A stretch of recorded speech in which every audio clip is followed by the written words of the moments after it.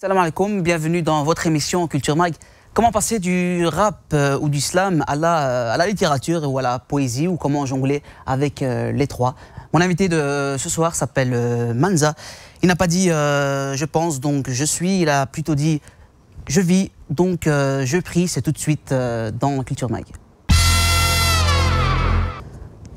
Manza est venu nous présenter son recueil de citations. Il est avec nous ce soir. Salam alaikum Manza. Alaikum salam. Comment allez-vous? Je vais très bien. Bienvenue dans Culture Mag. Merci. Manza, c'est votre nom, c'est un blaze, c'est son nom de scène? C'est mon nom de scène, mais en même temps, il m'a été donné dans le monde du basket parce que très jeune, à 13 ans, on m'a appelé Manza, parce que c'est tiré de mon nom de famille aussi. Oui. Je m'appelle El Manza, et comme c'était plus facile, on a rendu ça Manza. Et puis quand je suis passé du basket, j'ai commencé vers 14 ans à faire du rap, ouais. Eh bien c'est resté mon nom d'artiste. Ouais, j'ai dit nom de scène parce que vous avez commencé avec du hip-hop. Tout à fait. Ben, j'ai commencé donc par le mouvement graffiti et en même temps par le mouvement rap qui est arrivé ici en Belgique à peu près entre 88, 89, 90. Et puis on a créé le groupe CNN qui est avec Rival, Zari et d'autres, à mes débuts, quoi. Donc c'est comme ça que ça a commencé un peu l'aventure hip-hop pour moi. À quel âge vous avez commencé le hip-hop? J'ai commencé entre 13 et 14 ans, donc d'abord par le biais du mouvement graffiti. Donc on taguait les murs, les métros, et on s'est fait connaître un peu comme ça. Il y avait le groupe RAB, il y avait Big Shot, ouais. Et il y avait CNN, donc voilà. Après vous avez décidé de prendre un micro et de... Voilà, avec, tout à fait. Avec il y a eu la compilation Rap Attitude qui est arrivée de France en 89-90. Il y a eu ici BRC, Bruxelles Rap Convention, la première compile rap belge qui était sortie. Donc on était très friands de ces deux compiles. Et puis avec mes potes, on s'est dit pourquoi pas nous aussi commencer à écrire, à monter sur scène, à faire des petits freestyles, des petites sessions, à aller dans les radios, essayer de rapper, parce que c'était pas comme aujourd'hui, il n'y avait pas Internet, il n'y avait rien. Ouais. Donc on bougeait comme ça, et on s'est fait un peu remarquer de cette manière-là. Et puis on est monté sur scène de plus en plus. On y a pris goût. Et puis les connexions se sont faites parce que le mouvement était très petit, tout le monde connaissait tout le monde. Et à 16 ans, on a pu faire pas mal d'avant-premières. On a commencé au VK, au CAI Théâtre, qui est aujourd'hui le CAI Théâtre, mais avant c'était la Luna, l'Empire, et ça s'appelait comme ça. Donc voilà, et de fil en aiguille, la passion a pris le dessus. Et maintenant, voilà, j'ai fait mon petit bonhomme de chemin. Vous avez composé beaucoup de titres? J'ai toujours tout sorti en indépendant, en collaboration avec des structures hip-hop comme la Lowland, qui est la Skinfama d'aujourd'hui, la Zulu Nation belge. Donc j'ai sorti en indépendant 3 albums. Donc mon premier album solo est sorti en 2000 avec mon premier livre. Donc pour revenir aussi à mon aventure livre, ça a commencé en 2000. Ouais. Donc Elle pensait en vrai qui est sorti, c'était le bouquin. Et la dernière page qui était mon premier album solo. Le deuxième album solo est sorti en 2003. Et puis le troisième album solo est sorti en 2005, Rimes et Sons dans la peau. Et j'ai sorti en 2009 un maxi dédié à ma fille, Ma fleur au bout du fil.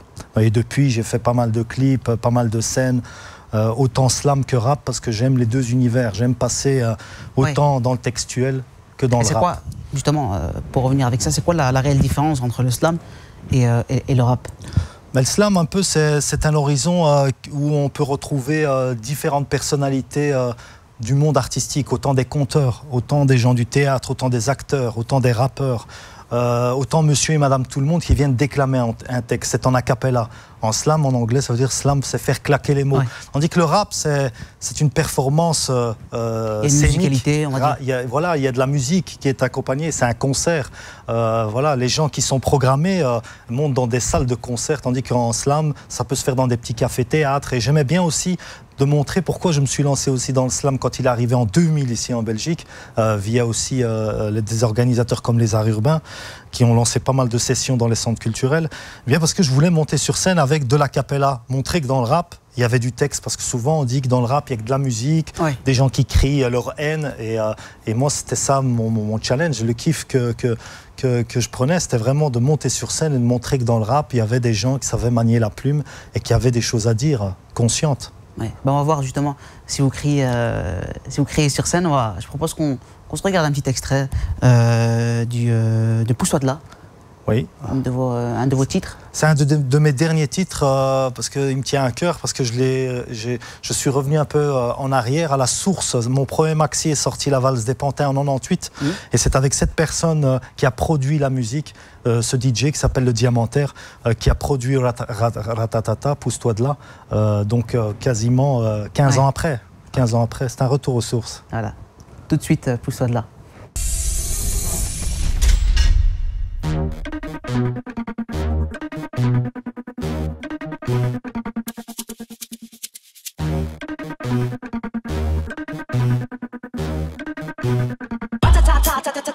Pousse-toi de là, c'est dangereux. Bouge la tête, rentre dans le jeu où tu risques de perdre tes cheveux. Range ton globe, ton feu. Ce soir c'est hip-hop. Perds pas le ciel des yeux. Inspire, expire, respire, pote. Même le roi de la pop s'est barré par la même porte. Ma constance consterne. Sur ta face de bouc, j'fous trop la haine. C'est la tournée des moi j'aime. À la section, j'suis pas dans le game. Moi je gêne à la suprême. J'fais mon coma comme again. Tu veux sur scène, pas chez Farid. Tu connais le t'amène. Yeah. Mon mec du congédie le tien. Pitié-toi, la plume tu l'as ou tu l'as pas, sinon abstiens-toi. Comme dirait Aznavour, tu te laisses aller, reprends-toi. Yeah, mon mic du congédie le tien, pitié-toi. La plume tu l'as ou tu l'as pas, sinon abstiens-toi. Comme dirait Aznavour, tu te laisses aller, reprends-toi. Ma vie en verre, en vrac, en verve, en face avec mon phrasé, mon époque et mon blaze en marge, en rage, embrasse tes scènes à feu et à sang. Ressens sans mesmence l'art de divulguer sans faire dans le vulgaire. Sans péter une case pour finir ma gueule sur un poster. En poste, en piste, l'imposture, mes textes empêchent la rue et ses folles postures. Pousse-toi de la ratatata, j'arrive par le bas, transformé comme Youssoufa. Promis, juré, un jour viendra, rendez-vous à ta ratatata. Génération taquilla, sans tequila, j'te kill là. Au final j'rappe pour la fema, j'sais que ça madre mia. Quand j'donne de la voix mon gars, pas besoin de sortir Beretta. Ton pire dégoût, mes dégâts, pousse-toi de la ratatata. Yeah, mon mic du congédie le tien, pitié-toi. La plume tu l'as ou tu l'as pas, sinon abstiens-toi. Comme dirait Aznavour, tu te laisses aller, reprends-toi. Yeah, mon mic du congédie le tien, pitié-toi. La plume tu l'as ou tu l'as pas, sinon abstiens-toi. Comme dirait Aznavour, tu te laisses aller, reprends-toi.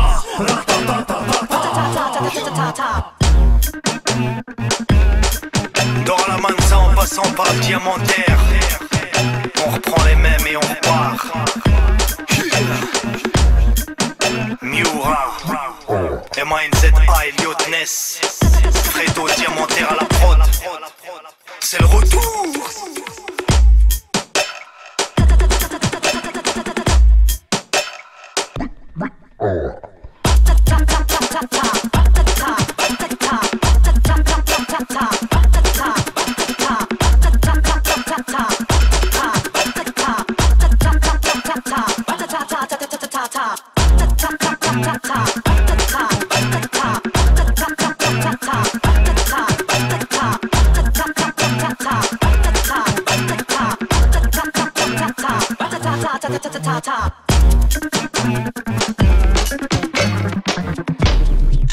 Voilà, c'était Pousse-toi de là. Elle bouge bien, cette musique. Est-ce que vous continuez toujours à écrire des raps, des slams? Bien sûr, bien sûr. Donc, en fait, la démarche du livre littérature, c'est juste une démarche artistique qui va amener en un deuxième tome. Et au bout du deuxième tome, il y aura mon nouvel album qui va sortir, qui s'appellera La Force Tranquille, oui, qui est prévu pour fin avril. Donc prévu, notez bien, son deuxième album pour fin avril. Voilà, on aura l'occasion de faire peut-être la promo dans Culture Mag.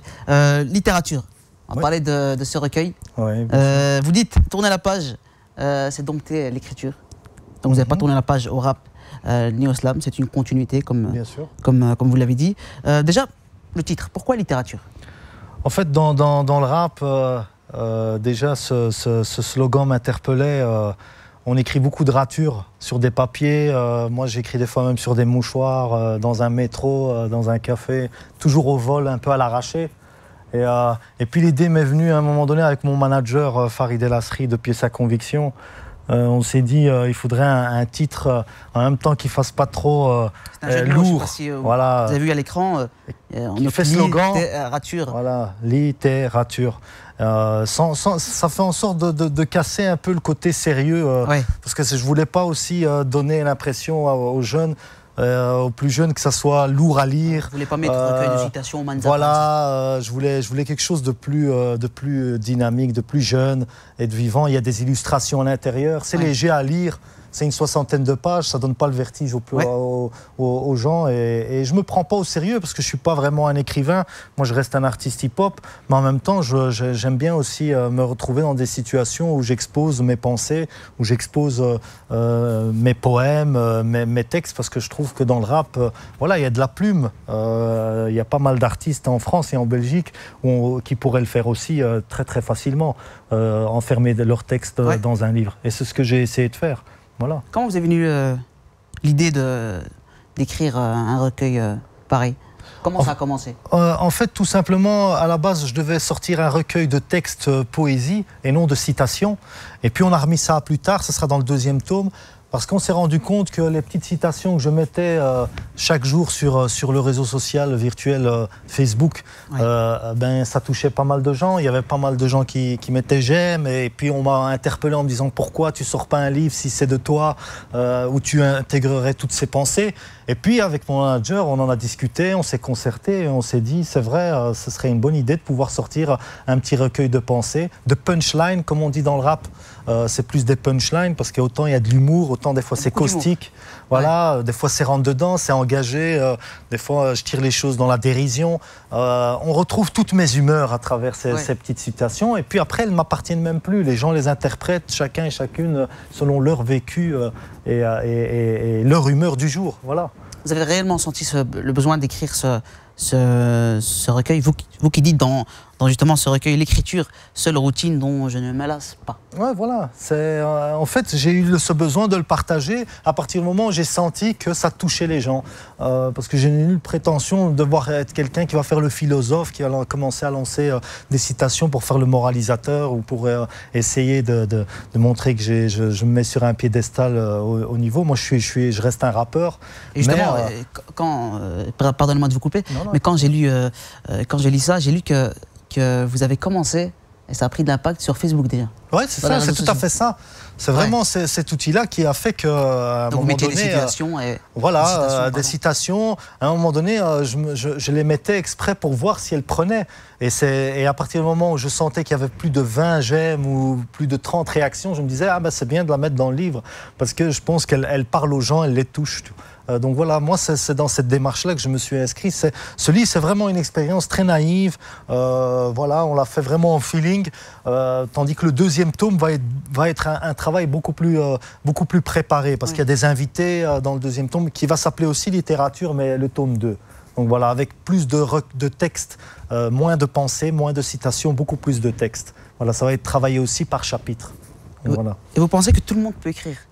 Je pense que tout le monde, à partir du moment où on a un peu d'imagination et qu'on aime les mots, tout le monde est capable d'écrire. Moi, je reçois des poèmes de ma fille qui a une dizaine d'années, donc elle est capable d'écrire. Et quand Dieu nous a dotés d'une raison et d'imagination, et je pense que tout le monde peut être capable d'écrire. Beaucoup pensent savoir écrire quand d'autres pensent avant d'écrire. Oui, voilà, c'est pour ceux qui écrivent aussi, parce qu'il y a une certaine manière, je pense, d'amener les choses sur papier.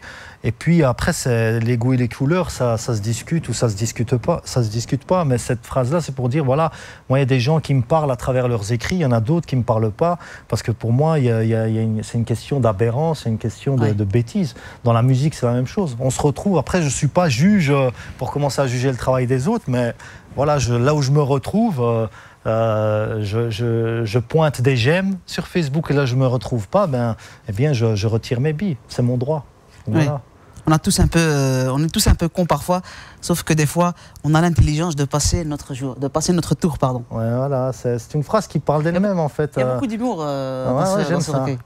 Je suis en fait très influencé à travers mon parcours par des gens comme Guy Bedos. par exemple comme Desproges, Coluche. Raymond DeVos. Raymond DeVos, voilà, qui jouait très bien avec les mots. Donc il y a autant ce côté exercice de style, de jouer avec les mots, de leur donner une certaine assonance, musicalité. Et autant il y a ce côté un peu cynique, ironique, des moments caustiques, parce que j'aime bien l'humour vivant. Je n'aime pas l'humour. Je me retrouve moins dans un humour où on parle de la vie de tous les jours. Et puis on peut rire des petits riens. Mais j'aime bien quand on amène, même dans l'humour, une recherche au niveau des mots. C'est pour ça que comme Raymond DeVos, c'est quelqu'un qui me touche beaucoup, parce qu'il arrive à faire rire avec des images, des métaphores, et ça devient vraiment décapant, quoi. Donc voilà. Vous dites aussi le rap, c'est écrire la vie, pas l'inventer.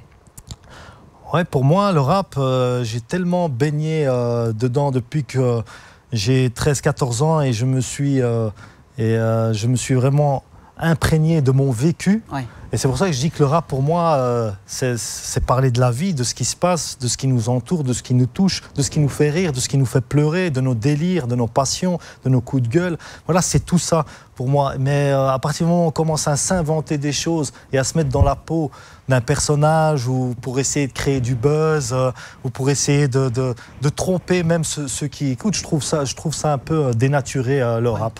Donc voilà, mais après, il en faut pour tous les goûts. Même moi, je suis souvent interpellé par des choses que je ne fais pas. Donc des fois, j'aime des musiques que moi, je ne sais pas faire. Donc je reconnais le talent chez les autres que je n'ai pas. Et je respecte ça. Donc, voilà. Vous qui jonglez avec le rap, le slam, et maintenant on va dire la poésie, vous êtes du genre à primer le texte à la musicalité. Donc il y a le texte là-bas, donc vous écrivez d'abord et puis après vous mettez une musicalité pour en faire un rap. En fait, ça dépend de mon humeur, ça dépend aussi des moments. Je peux nécessairement écrire maintenant, au bout de plus de 20 ans, un texte en me disant qu'il va être rappé, et je peux en même temps écrire un texte en me disant qu'il va être déclamé sans musique. Ouais. Et puis une musique peut me donner aussi une idée de rap, c'est-à-dire il y a des fois c'est une musique qui tourne et puis à un moment donné ça va me donner envie d'écrire sur la mélancolie, sur la tristesse, sur la trahison. Des fois on est nourri sur le spontané aussi. Il m'arrive de rentrer en studio, de ne pas avoir de texte. Et puis à un moment donné, il y a le DJ qui va me mettre la musique et ça va m'inspirer. Il y a quelque chose de beau qui va aussi sortir. Je privilégie autant le travail avant le studio, mais pendant le studio aussi, pendant les séances de studio aussi. J'aime aussi ce côté spontané, que tout soit pas tout le temps calculé, comme sur scène aussi. J'aime avoir un show carré, mais en même temps, j'aime laisser un espace de liberté pour la surprise du moment avec le public. Au pays des rêves, même le cauchemar peut s'endormir quelquefois. Quel est le rêve de Manza ? Mon rêve, c'est déjà d'être un fils correct, ça c'est le rêve de tout le monde, d'être un père correct, d'être un artiste qui essaye de faire partager les choses et de laisser aussi, parce que je me dis il y a une relève. C'est pour ça que je suis éducateur, j'essaie de donner pas mal d'ateliers d'écriture aux jeunes, de pouvoir leur donner des contacts, de pouvoir monter des projets avec eux pour qu'ils puissent aussi trouver une certaine autonomie et un plaisir à travers ce qu'ils font. Tout le monde, je pense que moi, le rêve que j'ai, c'est de mourir en paix et essayer de me dire, quand je regarde derrière moi, que j'ai laissé quand même pas mal de choses, voilà, des traces positives et fraternelles aussi avec les gens avec lesquels j'ai évolué. Donc voilà. Le cauchemar de Manza. Le cauchemar de Manza, c'est un cauchemar vraiment au niveau plus affectif, donc de ne pas être à la hauteur, par exemple, en tant que père. Ça, c'est un cauchemar pour moi, donc je me dois, je trouve, d'être présent pour ma fille, d'être présent pour ceux qui me tiennent à cœur, donc ça, c'est important. Pour moi, plus que même la musique. Donc voilà, l'un ne va pas sans l'autre pour moi. Est-ce qu'il y a du vécu Est-ce qu'il y a des situations où vous reconnaissez vous personnellement, parce que on peut se reconnaître nous-mêmes, comme vous l'avez si bien précisé. La vengeance est un plat qui se mange entre frères. Et vous dites aussi, pendant que certains retournent leur veste, moi, je tourne la page. Est-ce qu'il y a du vécu, beaucoup de vécu dans ce recueil ? Je pense que, bien sûr, il y a des phrases qui peuvent nourrir une étape de ma vie. Que j'ai peut-être écrit 3-4 ans après, mais si pour même parler pendant que ceux qui tournent leur page, pendant que certains tournent leur page, moi je tourne la veste, voilà, pour reprendre cette phrase-là. Eh bien, une étape de ma vie, peut-être que j'ai vécu quelque chose qui pouvait nourrir cette citation. Mais je ne pense pas qu'on doit chercher à savoir si c'est autobiographique ou si ça me touche nécessairement. Moi, à partir du moment où je les mets sur papier, c'est qu'elles sont nées de mon vécu. Mais quand, où, comment, je pense que je préfère laisser un point d'interrogation par rapport à ça et que le lecteur puisse se nourrir de lui-même par rapport, voilà, et elles lui appartiennent après. Chacun va être touché, je pense, à travers toutes ces citations à un moment donné dans sa vie. Chacun le lira différemment. Bien sûr, et selon l'étape de sa vie. Oui. Moi, il y a des citations qui aujourd'hui me touchent et au moment où je les ai écrites, elles ne me touchaient pas. Voilà. C'est ça, une citation, voilà, elle traverse le temps, à un moment donné n'est pas un autre. Donc voilà, il y a beaucoup de vérité dans des citations, je le dis aussi dans ce livre. Certaines dents peuvent tomber, mais pas toujours pour des sucreries. Est-ce que vous êtes en clash? Non, c'est juste... En cette période de clash, c'est vrai. Il y a des clashs partout. Clash Booba, La Fouine. Non, moi, c'est plus une phrase qui me dit que même moi, quand je faisais des bêtises, je peux l'interpréter même comme ça dans ma jeunesse. À bien des moments, je recevais une raclée de mon oncle, de ma famille, de mon grand frère. Voilà, c'est quelque chose qui peut être tourné dans plusieurs sens. C'est une image qui fait même un peu rire. Ouais. Il faut la prendre avec humour, voilà, c'est comme... Donc, il y a des clashs on suit un peu l'actualité, il y a des clashs de rappeurs. Est-ce qu'il y a des clashs de poètes? Non, je pense pas. Est-ce que deux poètes peuvent se clasher? Enfin, à un moment donné, moi je suis pour la situation où quand je me retrouve pas dans le travail de quelqu'un ou dans les attitudes de quelqu'un, bien, je prends mes distances, voilà. Je suis pas quelqu'un qui va commencer à rentrer en clash, j'ai mieux à faire que de tomber dans ça. Après, ça amuse les gens de suivre, de pronostiquer les choses, de voir qui va prendre le dessus sur celui-ci ou celui-là. Moi, je suis pas dans ce trip-là. J'essaie de faire avancer ma barque en emmerdant personne. Vous pensez un peu ça nuit à l'art? Ça peut apporter, voilà, moi, personnellement, si ça apporte entre Booba et Rof, si ça apporte de meilleurs albums, parce que c'est deux artistes que je respecte beaucoup, mais si ça apporte de meilleurs albums qui se clashent, tant mieux. Mais si c'est juste pour faire du vent et de véhiculer une certaine image, qui sont en froid et de se lancer des vidéos où ils s'insultent, je trouve, voilà, on passe à côté. J'espère que ça ne va pas s'arrêter à ça. Mais si c'est pour que je puisse écouter un nouveau Rof et que je me dise, purée, il a vraiment assuré, et Booba, même chose, eh bien, ça a créé une belle émulation. Ça, là, je m'y retrouve. Mais si vous voulez faire du buzz, vous pouvez les clasher. Face caméra, je vous assure que... J'ai pas besoin de ça. Pas besoin. Non, je suis pas là-dedans. Vos punchlines sont assez belles. Je leur laisse ça à eux. Ils sont à un niveau, en plus de ça, au niveau de l'industrie du disque. Je suis pas à leur niveau. Donc, ils ont ce besoin de se clasher pour encore plus vendre de disques. Moi, personnellement, je suis pas dans ça. Si je touche les gens à mon échelle, à ma petite échelle, à ma proximité, je suis content. C'est la différence entre ce que vous faites et le rap game. Ils font plus du rap game, c'est le jeu, on va dire. Ouais, c'est le jeu, mais le rap game peut être aussi dans le morceau qu'on a écouté, Ratatata, il y a du game dedans, parce qu'il y a aussi du flow, voilà, où je dis, je manie ma plume, si toi, t'as pas la plume, arrête, tu peux arrêter, pousse-toi de là. Donc, c'est pas une question, il y a du rap game qui peut être très, très bien écrit, avec un exercice de style, avec des mots, avec du flow, et là, Booba comme Rof, ils excellent en cette matière-là. Ouais. Après, on dit rap game, ça devient, on le connote à quelque chose d'insultant, où ils se clashent. Et moi, je veux vraiment faire la différence entre les deux. Voilà, c'est un jeu, mais il y a du jeu ça amène vraiment quelque chose de fort, quoi. Il y a une belle performance. Est-ce que vous dénoncez dans vos textes? Je pense que le rap a un caractère revendicateur depuis le début. Moi, je suis dans le rap depuis qu'il est arrivé pratiquement à Bruxelles, 89, 90, et il y avait vraiment les messages à la Grandmaster Flash, Public Enemy, Rakim, KRS-One, tout cela, on a été influencés par eux. Il y a des groupes comme NTM, comme Assassin, comme IM qui émergeaient, donc, où ils mettaient du texte, il y avait de l'engagement. Donc moi, je suis issu de cette école-là, et dans mes raps, on va retrouver ce côté de ce côté dénonciateur, revendiqué, parler d'actualité. Voilà, je peux faire, autant à des moments, je peux faire des textes plus légers où je peux faire un peu rire, ou bien je vais raconter une histoire, mais en même temps, il y a quand même ce caractère, je ne peux pas m'amputer de ça, de prise de position, de prise de conscience. Voilà. Et après le rap, vous pensez que la poésie vous a doté? Je ne sais pas ce que je ferai après le rap. Peut-être que je monterai des projets avec des plus jeunes. Je les aiderai à monter leur structure, à monter leur disque, à essayer de les coacher en studio, d'apporter un peu mon expérience aussi à tout ça. À écrire des recueils, peut-être aussi. À écrire des recueils. On ne sait pas de quoi sera fait demain. Moi, je vis au jour le jour en me disant peut-être demain, c'est le dernier. Hein.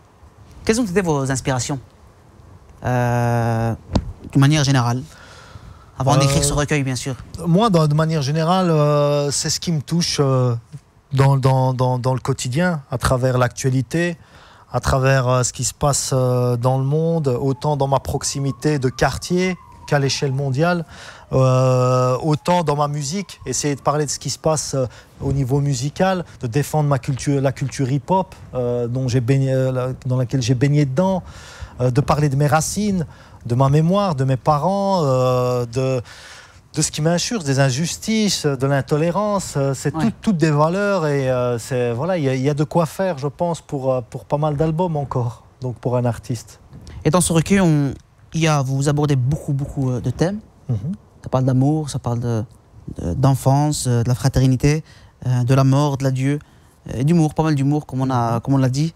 Trop d'aveugles au royaume des m'as-tu vu. Ouais. C'est magnifique, ça. Bah, c'est une image, hein.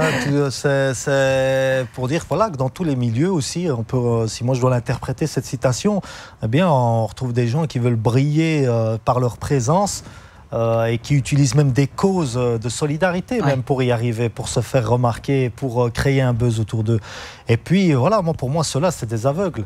Parce qu'ils font tout pour le m'as-tu vu. Et puis il y en a qui sont très isolés, très discrets, à travers leur art ou à travers même leurs associations humanitaires, et qui font des choses que moi, en toute une vie, je ne saurais pas faire. Donc voilà. Alors, littérature préfacée par Jules Bocarn. Jules Bocarn. Oui. C'est un chanteur, il est issu aussi de la musique. Poète, qui est issu de la musique, bien sûr, qui a 70 ans, qui est très connu en Wallonie, qui est un ami de Nougaro, Claude Nougaro, que j'ai rencontré par le biais d'un magazine il y a quelques années, où on a fait une interview dans la même page. Et puis il m'a invité dans son album, parce qu'il a lu l'interview et il a voulu me rencontrer. Et moi, à un moment donné, je l'ai aussi invité dans le maxi où il a fait une chanson pour ma fille. Et puis bien sûr, on a gardé des contacts, on est devenus assez amis. Et là, il a écrit un texte sur sa manière de voir l'écriture, que j'ai mis en préface dans ce livre. La suite, c'est quoi maintenant la suite? Donc la suite, ça sera le tome, le suivant, donc de littérature, le 2, qui sera un recueil plus de textes, avec des invités. Il y aura beaucoup d'invités, dont Maki, Alain Lapiouvert, Mohamed Ouachen. Il y aura plein d'invités. Je voulais faire aussi un livre avec un concept featuring, comme on fait dans les albums. Où on invite aussi, voilà, pour aboutir. C'est un nouveau concept. Moi, j'aime bien le featuring dans des bouquins. En littérature. Ça peut exister. Voilà, je ne me donne aucune limite. Et en même temps, mon album qui va aboutir à la sortie de mon album, c'est pour ça qu'on a un peu mis ces 2 tomes aussi en avant, pour arriver à la finition d'un premier CD qui va sortir fin avril, aux 10 ans de ma fille, que je vais normalement jouer et présenter à l'Espace Mag, donc fin avril, qui va s'appeler La Force Tranquille. Donc voilà. Et en octobre, il y aura aussi un deuxième CD qui va sortir, un 7 titres, parce que c'est par 2 fois 7 titres qu'on va sortir le CD, pour la rentrée donc 2013. Donc un tome 2, un album pour le mois d'avril, et au mois d'octobre un autre 7 titres. Voilà, un autre 7 titres. Vous montez le 23 février à l'Espace Mag, je pense. Oui. Un concert pour Diversité sur scène. Oui, donc ça va se passer donc à l'Espace Mag à partir de 19h30. Il y aura James Dino qui sera aussi en concert ce jour-là, et Dante des autres. Donc voilà, il faut venir nombreux supporter. Et je ferai aussi une séance de dédicace pour le livre à la fin des concerts. Voilà, à la fin du concert, une séance de dédicace. Où est-ce qu'on peut se procurer ce recueil? On peut se procurer ce recueil via la librairie Passaporta, qui est située à rue Antoine Dansart, numéro 46 à 1000 Bruxelles, pas loin du quartier de la Bourse. Oui, à toi danseur. Voilà, et aussi par le numéro de GSM, par SMS, on peut le commander au 0497 599 867. Numéro qui s'affiche juste ici. Voilà. Vous pouvez vous le procurer. Voilà, il faut supporter la démarche. Voilà, le 11 aussi, vous... et le 11 février, donc à 19h30, je serai au Théâtre National, au Resto du Théâtre National, où le débat sera animé par Mohamed Ouachen pour Diversité sur scène, où je présente donc le livre Encore littérature avec quelques invités. Il y aura une petite session slam aussi à la fin de la présentation. Et c'est entrée libre. Donc voilà. Entrée libre. Au Super. Théâtre National. Au Théâtre National, notez bien ça dans vos agendas. Théâtre National, entrée libre. On mettra le site internet ici. On arrive à la fin de cette émission, comme coutume, on va dire, pour les chanteurs ici qui arrivent dans notre émission. Je vais vous demander de faire un petit live. Un petit live. Ah, ça c'est une belle surprise. Une belle surprise, c'est ça. Je tombe dénu, là. Une belle surprise, donc n'importe quel texte. Ah non, ça me revient. C'est quand tu veux. Mais le camo, le mansman, il maille comme les mots, maniaque de la maîtrise, comme du temps, je faisais des malheurs dans les métros, hip-hop, mouvance, du minable au minot, trop d'MC, mytho, mago, mégo, mégalo, mélopé des mots, juste un minimum de moyens, afin qu'on max, je mitraille tous ceux et celles qui comme des mots, marmaille, mamma mia, y'a que le maille qui maille, M-A-N-Z-A, Elliot Ness, yeah. Voilà, c'était Manza, Elliot Ness, en live dans Culture Mag. Merci beaucoup, merci d'avoir été avec nous. Vous revenez pour le deuxième recueil, Inch'Allah. Pour l'album, quand vous voulez, pour un film peut-être sur votre parcours. Ouais, je serai déjà mort. En tout cas, on vous souhaite que du bonheur et plein d'années d'épanouissement artistique pour la suite. Merci à vous, chers téléspectateurs, d'avoir été avec nous. Quant à moi, je vais lancer ma citation de fin. Vivez de votre culture, celle qui vous honore. Wassalamu alaikum.